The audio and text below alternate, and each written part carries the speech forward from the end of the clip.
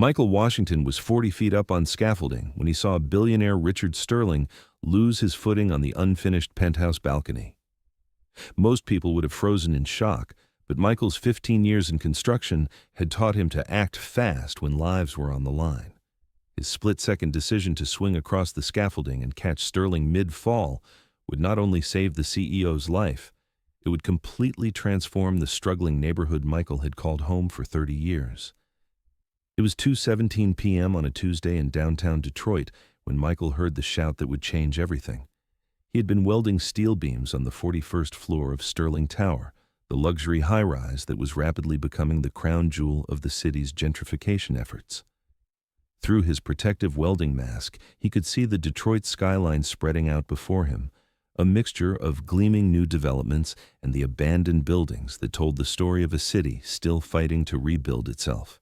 Michael had mixed feelings about working on Sterling Tower. The $800 million development was bringing jobs to Detroit, which his community desperately needed. But it was also displacing hundreds of families from the neighborhood where Michael had grown up, where his parents had raised him, and where he was now raising his own 2 children. The luxury condos starting at $400,000 were pricing out the very people whose labor was building them. That's why Michael was particularly surprised to see Richard Sterling himself on the construction site. The billionaire developer rarely visited his projects in person, preferring to monitor progress from his glass-walled offices in Sterling Industries headquarters. But there he was, 45 floors up on the unfinished penthouse balcony, wearing an expensive hard hat that looked like it had never seen actual construction work. Sterling was standing too close to the edge, Michael noticed with the automatic safety awareness that came from 15 years of high-rise construction work. The safety railings hadn't been installed on that section yet, and Sterling was leaning over to get a better view of the city below, apparently oblivious to the danger. Michael was about to call out a warning when it happened. A gust of wind caught Sterling off balance just as he shifted his weight forward. Michael watched in horror as the billionaire's feet slipped on the dusty concrete, his arms windmilling frantically as he fought to regain his balance. For a split second that seemed to last forever, Richard Sterling teetered on the edge of a 45-story drop. Then, he fell. Michael's construction instincts kicked in immediately. Without thinking, he dropped his welding torch and launched himself toward the scaffolding that ran along the exterior of the building.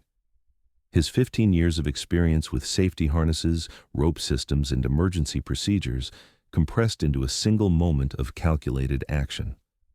Michael swung out on the scaffolding rigging, using his safety line like a pendulum to arc across the 15-foot gap between his workstation and Sterling's fall trajectory.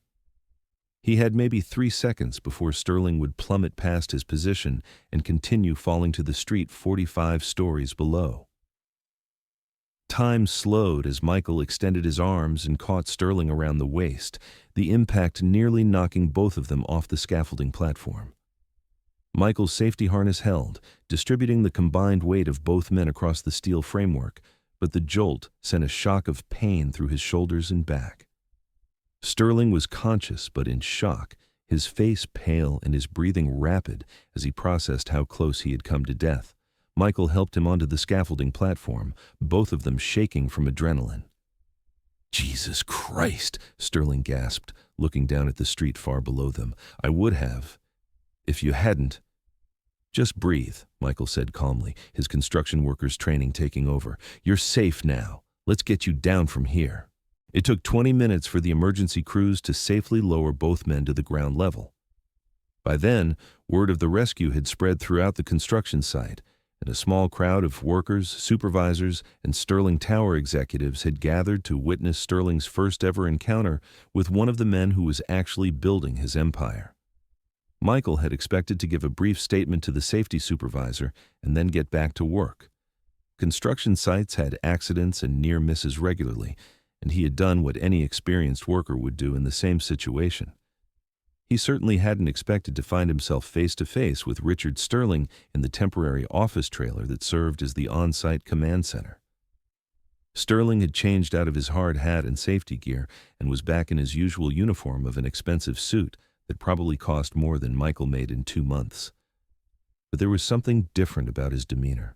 a shakiness that suggested the near-death experience had affected him more deeply than he was letting on. "Mr. Washington," Sterling said, consulting a clipboard that someone had obviously prepared for him. "Michael Washington, correct?" "Yes, sir." "I understand you've been working construction for 15 years. Excellent safety record. Supervisor says you're one of the most reliable workers on the crew." Michael nodded, unsure where this conversation was heading. In his experience, corporate executives didn't usually take personal interest in individual construction workers, even ones who had just saved their lives. "Mr. Washington, I owe you a debt I can never fully repay. You saved my life at considerable risk to your own safety. If there's anything at all, I can do to show my gratitude, please tell me." Michael had been expecting this offer, and he'd been thinking about his answer during the 20-minute descent to ground level. Most people would probably ask for money, a promotion, maybe help with their mortgage or their kids' college tuition. But Michael Washington had a different kind of request. "Actually, Mr. Sterling, there is something you could do, but it's not for me personally." Sterling raised an eyebrow. "What is it?" "I'd like you to come see where I live, meet my neighbors, understand what this development means to the people who have been living in this area for generations." Sterling looked genuinely puzzled. "I'm not sure I understand. You want me to visit your neighborhood?" "Yes, sir. You see, Sterling Tower is beautiful, and I'm proud to be working on it, but it's being built in the middle of a community that's been here for 60 years. A lot of the families are being forced out because they can't afford the rising rents and property taxes that come with developments like this." Michael paused, choosing his words carefully. He had one chance to make this point without sounding accusatory or ungrateful. "I'm not saying the development is wrong. Detroit needs investment and jobs, but I think there might be a way to do it that helps the existing community instead of displacing it. If you're willing to listen to some ideas." Sterling was quiet for a long moment, studying Michael's face as if trying to determine whether this was some kind of elaborate setup or genuine concern. "Mr. Washington, I've been in real estate development for 25 years. I've built projects in dozens of cities. But I have to admit, I've never had a construction worker ask me to tour his neighborhood so I could understand the social impact of my investments." "Most construction workers probably wouldn't feel comfortable making that request," Michael replied. "But most construction workers probably haven't just saved your life either." Sterling actually smiled at that. "Fair point. When did you have in mind?" "Free. This Saturday morning, if you're available. I'd like you to meet my family, see the community center where my kids play basketball, talk to some of the older residents who remember when this area was thriving." Sterling pulled out his phone and scrolled through what was obviously a very busy calendar. Saturday at 10 a.m.? Perfect. That Saturday morning, Richard Sterling's black Mercedes looked completely out of place as it pulled up in front of Michael's modest two-story house on Corktown's Rosa Parks Boulevard. The neighborhood had seen better days. Many of the houses needed paint, the streets had potholes that hadn't been repaired in years, and several lots sat empty where buildings had been demolished but never replaced. But Sterling could also see signs of a community that was fighting to maintain itself. Houses with well-maintained gardens, children playing safely in the streets, small businesses that had obviously been serving the same families for decades. Michael's wife, Sarah, greeted Sterling at the door with the kind of warm hospitality that made him immediately understand why Michael was so committed to preserving this community. Their two children, 10-year-old Marcus and 8-year-old Keisha, shook his hand politely and then returned to their Saturday morning cartoons. "Mr. Sterling," Sarah said as she poured coffee in the small but immaculately clean kitchen. "Michael told me about what happened at the construction site. We're grateful that you're both safe."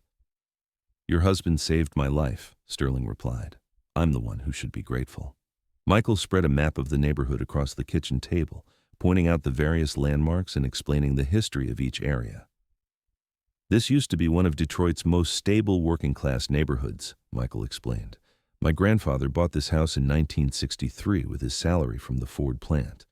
My father grew up here, met my mother here, raised me here. 3 generations of Washingtons, all living within a 4-block radius." Sterling studied the map, noting the proximity to downtown Detroit and the potential for development. It's prime real estate, he said. Close to the business district, good transportation access. Exactly, which is why property values have tripled in the last 5 years. Which sounds great until you realize that means families who've lived here for decades can no longer afford the property taxes on homes their grandparents bought and paid off 50 years ago.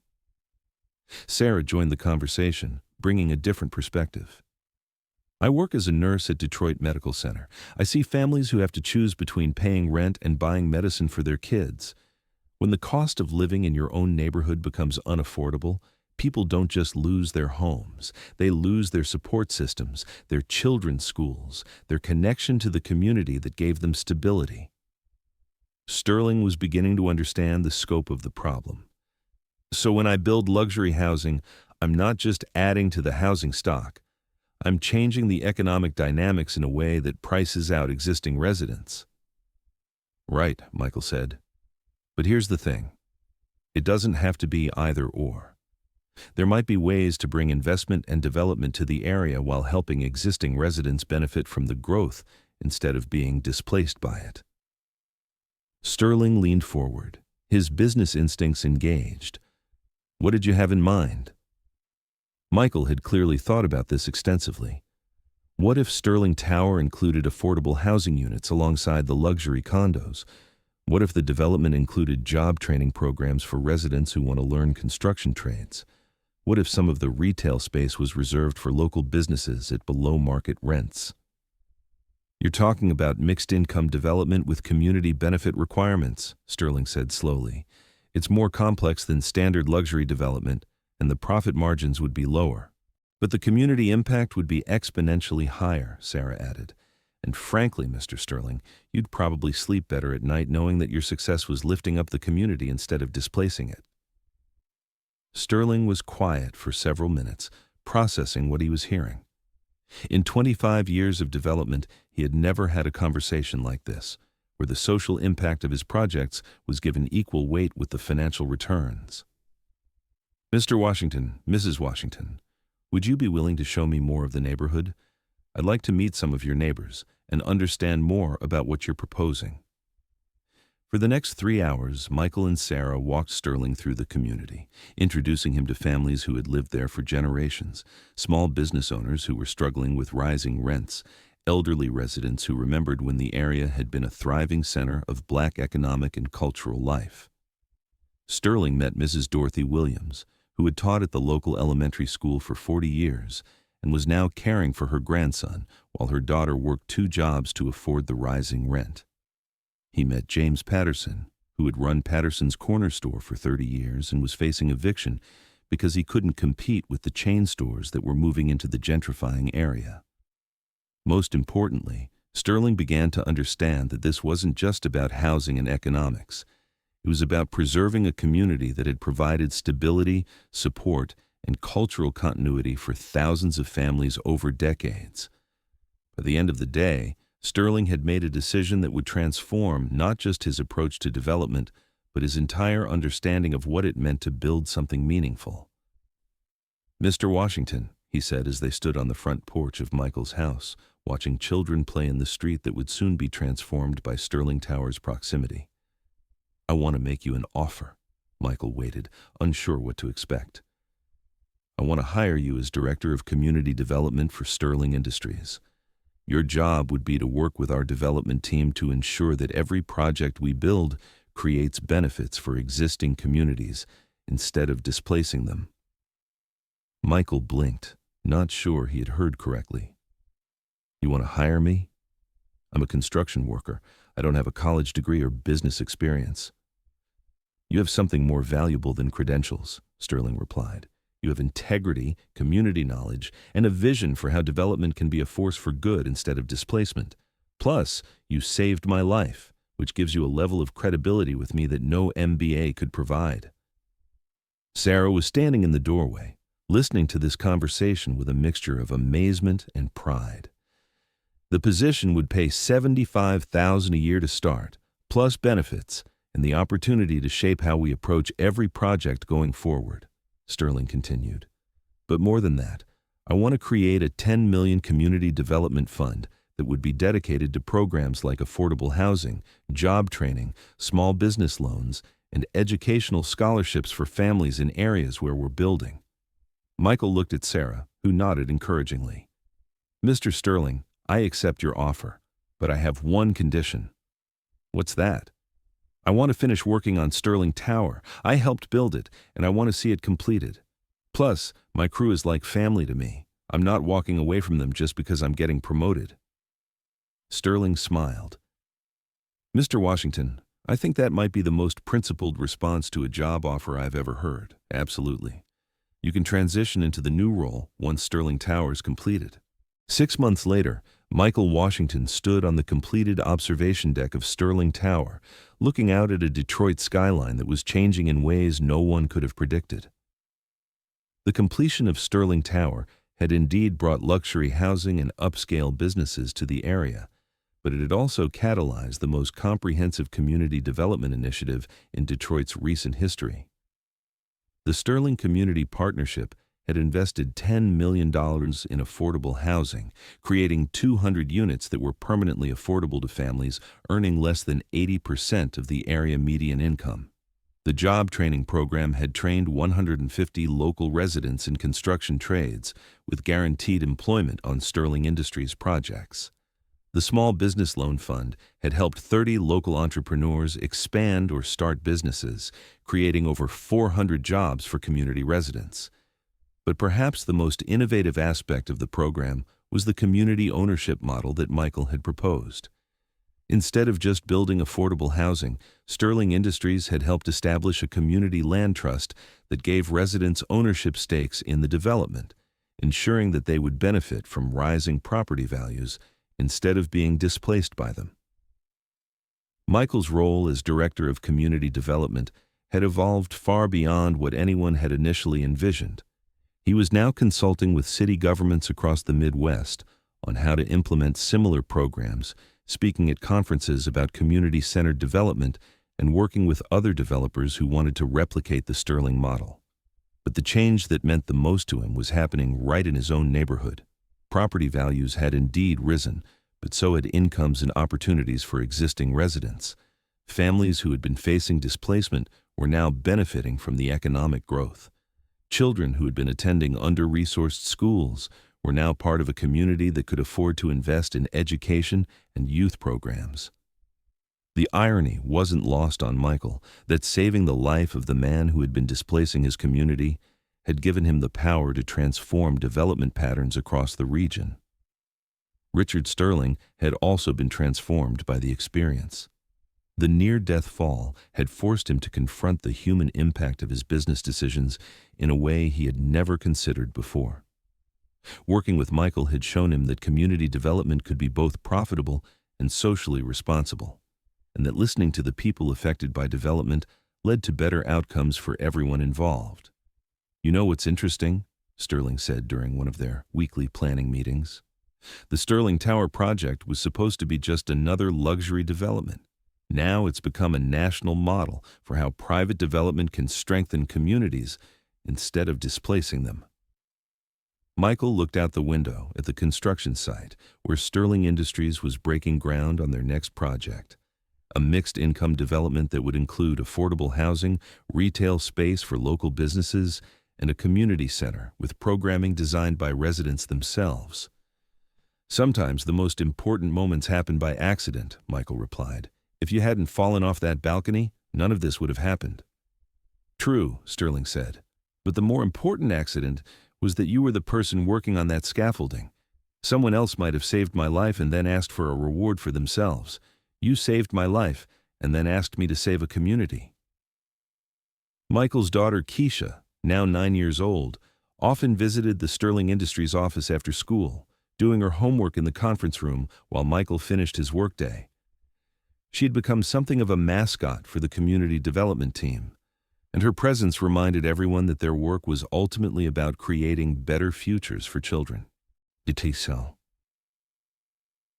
Daddy, Keisha asked one afternoon as Michael was reviewing plans for a new affordable housing development, why did Mr. Sterling build all these things after you caught him?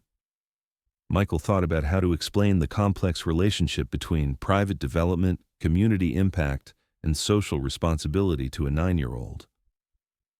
Well, sweetheart, sometimes people don't realize that their actions affect other people until something happens that makes them pay attention.